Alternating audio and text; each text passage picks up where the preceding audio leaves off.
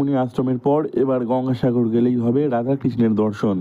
গঙ্গাসাগর বলতে চোখের সামনে ভেসে ওঠে কপিল মুনি আশ্রম।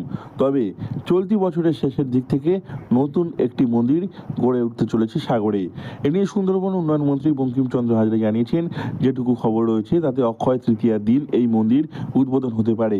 এর ফলে সাগরে একটি নতুন দিগন্তের উন্মোচন হবে। মাননীয় মুখ্যমন্ত্রী মমতা বন্দ্যোপাধ্যায় এই ইসকন এই প্রতিষ্ঠানে তিনি অল্প মূল্যে এই জায়গাটা ইসকনকে দিয়েছেন এবং আমাদের কাছে আশা এবং বিশ্বাস যে ইসকন এই বছরে এই মন্দিরের শুভ দ্বারোদ্ঘাটন করবেন। যতটুকু আমাদের কাছে জানা যে অক্ষয় তৃতীয়ার পূর্ণ লগ্নে এই ইসকন মন্দির দ্বারোদ্ঘাটিত হবে। নতুন এই মন্দির উদ্বোধনের পর সাগরে একটি নতুন দিগন্তের উন্মোচন হতে চলেছে। এর ফলে সাগরে ধর্মীয় পর্যটন মানচিত্রে বড়সড় পরিবর্তন আসতে চলেছে। আধুনিক স্থাপত্য ও ভক্তিমূলক ভাবধারার মেলবন্ধনে নির্মিত হচ্ছে এই মন্দিরটি। মায়াপুর ইসকন মন্দিরের আদলে গড়ে উঠছে এই মন্দির। তবে এতে গঙ্গাসাগরের প্রাকৃতিক পরিবেশের সঙ্গে ধর্মীয় আবহের সুন্দর সমন্বয় থাকছে। এবছরের শেষ নাগাদ এই মন্দির সকলের জন্য খুলে যাবে। আমরা আশা করছি এই মন্দির বেশ কয়েক বছর ধরে চলছে নির্মাণ কার্য।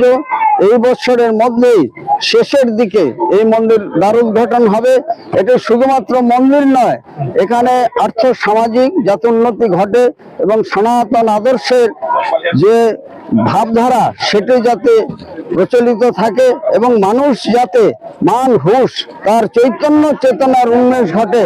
সেখানে জাতি নয়, ধর্ম নয়, বর্ণ নয়, সমস্ত মানুষের সম্মিলিত প্রয়াস। মন্দিরের নিচের তলায় থাকবে একটি লাইব্রেরি, যেখানে ভক্ত ও দর্শনার্থীরা ভগবদ গীতা, শ্রীমদ্ ভাগবতম সহ নানা বিভিন্ন ধর্মীয় গ্রন্থ পড়ার সুযোগ পাবেন। আর উপরের তলায় প্রতিষ্ঠিত হবে রাধাকৃষ্ণের মূল বিগ্রহ। পুণ্যার্থীরা শান্ত পরিবেশে দর্শন ও প্রার্থনার সুযোগ পাবেন। শুধু দর্শন নয়, দূর দূরান্ত থেকে আগত ভক্তদের কথা মাথায় রেখে থাকছে থাকার সুব্যবস্থা ও নানা পরিষেবা। ফলে গঙ্গাসাগরে আগত তীর্থযাত্রীদের আর অন্যত্র যেতে হবে না, এক জায়গাতেই মিলবে ভক্তি ও বিশ্রাম ও আধ্যাত্মিক শান্তি। এতে করে গঙ্গাসাগরে আগত ভক্তের সংখ্যা আগামী দিনে আরও বাড়বে। দক্ষিণ চব্বিশ পরগনা থেকে নবমল্লিকের রিপোর্ট, লোকাল 18 বাংলা।